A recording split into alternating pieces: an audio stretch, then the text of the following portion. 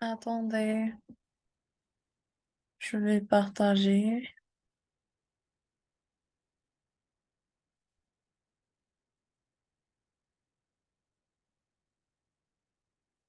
D'accord. Mhm.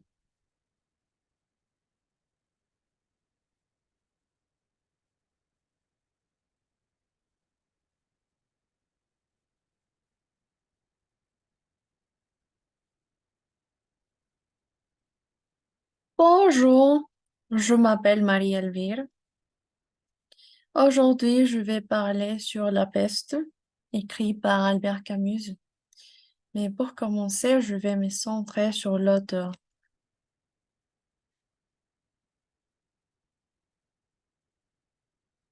Il était un romancier, philosophe, journaliste et dramaturge français, né le 7 novembre 1913 à Mondovì, Algérie française. Il est le neuvième Français à recevoir le prix Nobel de littérature en 1957 pour l'ensemble d'une œuvre qui met en lumière les problèmes se posant de nos jours à la conscience des hommes. Il a reçu ce prix notamment pour deux romans, L'étranger et La peste. Son mouvement littéraire est l'absurde au milieu du XXe siècle. Il est mort le 4 janvier 1960.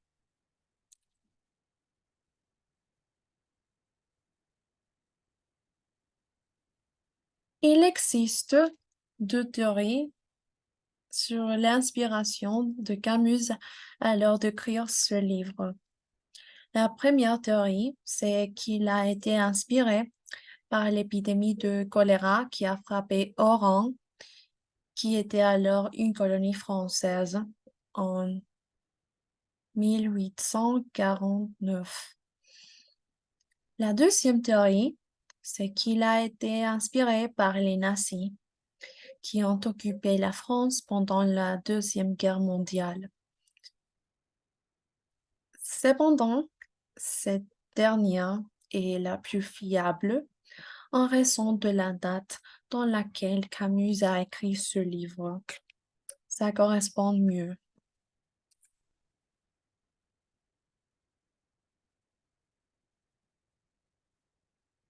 D'accord. La peste est un roman qui appartient évidemment au mouvement littéraire de l'absurde. Et cette œuvre a été publiée le 10 juin 1947. Elle est aussi encadrée dans le courant philosophique de l'existentialisme. Les personnages principaux de La peste sont le docteur Rieux, qui est un homme dévoué à son métier, ses amis, Joseph Grand, qui est un employé de la municipalité, et Jean Tarot, qui est un journaliste qui garde trace de ce qui se passe pendant la peste. Et on a finalement le père Panello, qui est un prêtre jésuite. Plus tard, je les approfondirai lorsqu'on parlera du sujet du livre.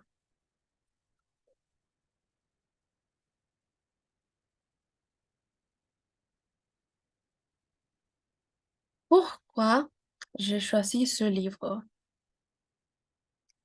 C'est une bonne question. J'ai choisi ce livre parce que son nom et sa brève description me rappelaient à la situation de la pandémie du COVID-19. Euh, je crois que la comparaison est juste et cela a attiré mon attention. Même ce livre est redevenu à la mode pendant la pandémie en raison de ses similitudes avec l'histoire décrite par Albert Camus. Il est aussi très intéressant qu'il existe un travail d'il y a de nombreuses années qui décrit également quelque chose d'aussi récent.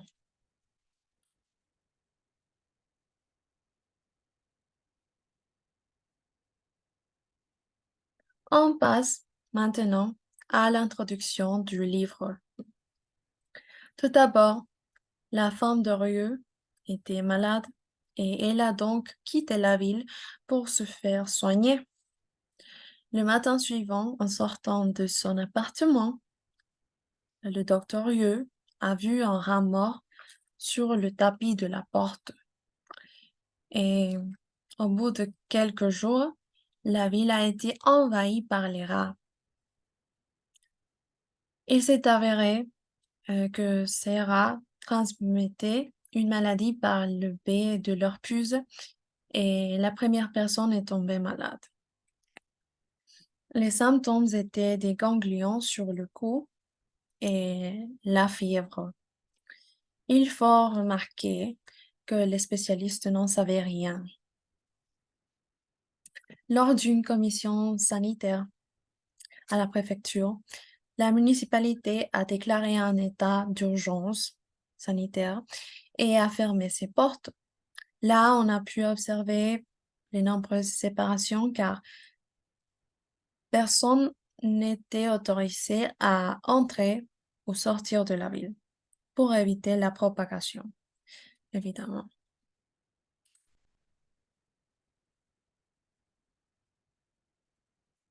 On passe au développement. Les gens trouvaient l'espoir dans la religion. Cependant, le discours du prêtre culpabilisait les Soranais du fléau en disant que ce dernier s'agissait d'une punition pour leurs péchés. Mais quelle absurdité a décrit Camus pendant tout ce temps? En premier, les morts étaient jetés dans des fosses communes. Les épisodes de violence et de pillage se multipliaient. Personne n'avait d'espoir et les chambres de quarantaine où ils enfermaient les cas contacts étaient remplies.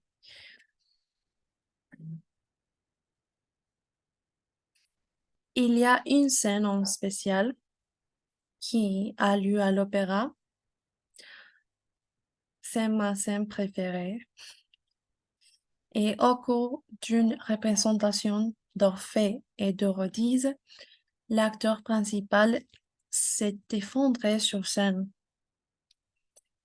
Il était inutile de se réfugier dans les loisirs pour oublier la maladie, puisqu'elle était présente partout, partout. Puis, au moment où le sérum a été finalement essayé, un enfant a agonisé devant les yeux de Rieux et cela a jeté un doute supplémentaire sur la foi en Dieu.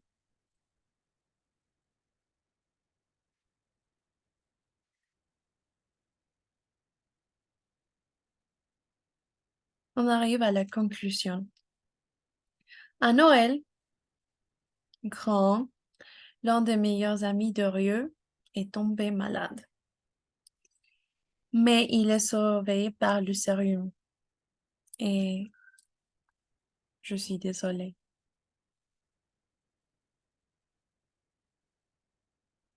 D'accord. Il est sauvé par le sérum. Et c'était les premiers signes de recul de la maladie. Cependant, Taro, l'autre ami et le bras droit de Rieux, est mort. Et juste après ça, la femme de Rieux est morte aussi. Donc, c'était un double choc pour lui. Finalement, les portes se sont ouvertes et les survivants sont sortis heureux, mais vraiment marqués par cette expérience. Et qui pensez-vous qui est le narrateur? Oui, le narrateur est Rieu, le médecin.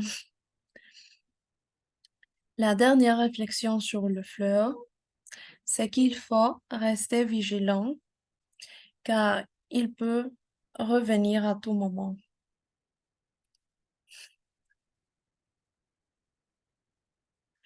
Mon personnage préféré. C'est une bonne question. Euh, Mon personnage préféré est Rieu en raison de son caractère humaniste. Il a ignoré ses propres intérêts pour aider les habitants de la ville, même si cela représentait un danger direct pour lui. Je pense que c'est quelque chose que l'on ne trouve pas normalement dans la société parce que nous sommes individualistes et chacun s'occupe de son propre confort, on dirait.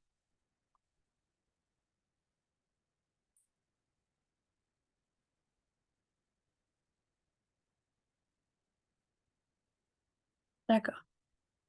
On passe maintenant à la partie la plus intéressante, les figures de style.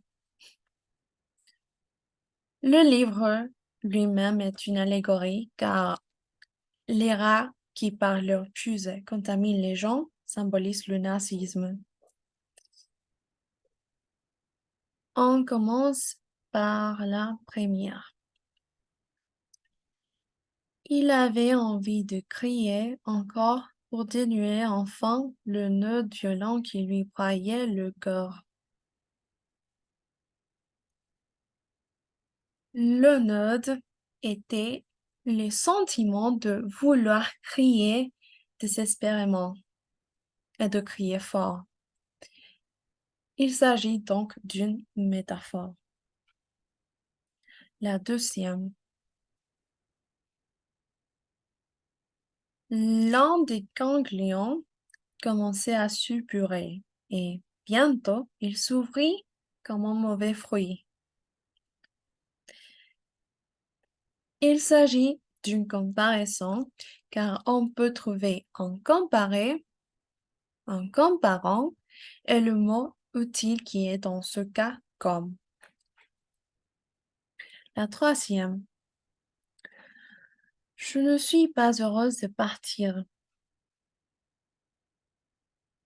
L'absence de bonheur est synonyme de tristesse. C'est pourquoi il s'agit d'une litote. Cela signifie qu'elle ne voulait pas partir. La quatrième, de la rue montaient des bruits de voix, des glissements de véhicules, tout le langage d'une ville qui s'éveille. Il y a deux mots opposés, l'un à côté de l'autre. Il s'agit donc d'un oxymore et les mots opposés sont dormeur et éveillé.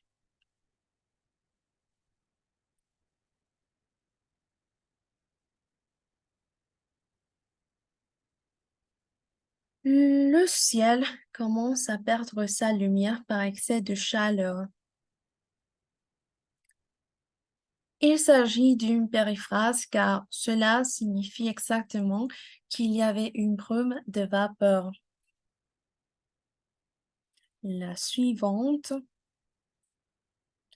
la brume, la chaleur et la pluie se succédèrent dans le ciel. Il s'agit d'une énumération car les éléments d'une même catégorie grammaticale se succèdent. On a la brume, la chaleur et la pluie. suivante.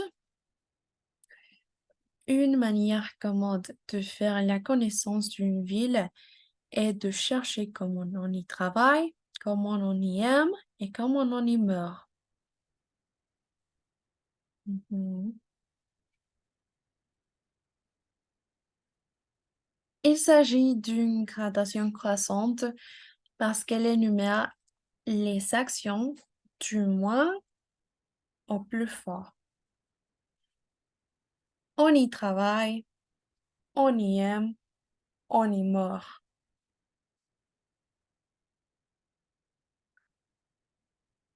Vous les entendez, m'a-t-il affirmé. Après la peste, je ferai ceci. Après la peste, je ferai cela. D'accord. Il s'agit d'un parallélisme car ce sont deux phrases construites sur la même syntaxe. Après, après la peste, je ferai ceci, cela. Et la dernière, leur malheur avait du bon. Il s'agit d'une antithèse car on a ici une relation d'opposition entre deux éléments ensemble dans le même énoncé. Malheur et bon.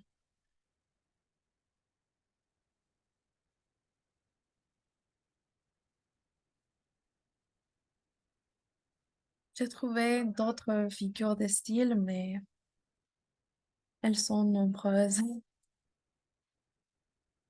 Et enfin, je voudrais dire que pour moi, la lecture de ce livre a été une expérience très agréable et j'ai beaucoup appris. Je crois sincèrement qu'il n'y a pas meilleur investissement de temps que la lecture d'un livre. Euh, alors, je vous motive à le faire car la lecture élargit vos perspectives. Et voilà, j'espère que vous ayez pu connaître un peu davantage Albert Camus et cet excellent roman et qu'en même temps, vous ayez pu profiter de cette présentation. Je vous encourage vraiment à lire La Peste ou à la relire parce qu'il en vaut la peine. Ce petit résumé ne rend pas justice au livre formidable que c'est La Peste. Donc, je vous remercie de votre attention et oui, c'est ça. Laissez-moi arrêter, partager. D'accord, ça ne marche pas. Euh, d'accord.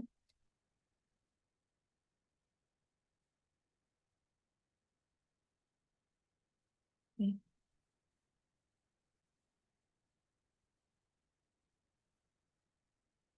Au revoir.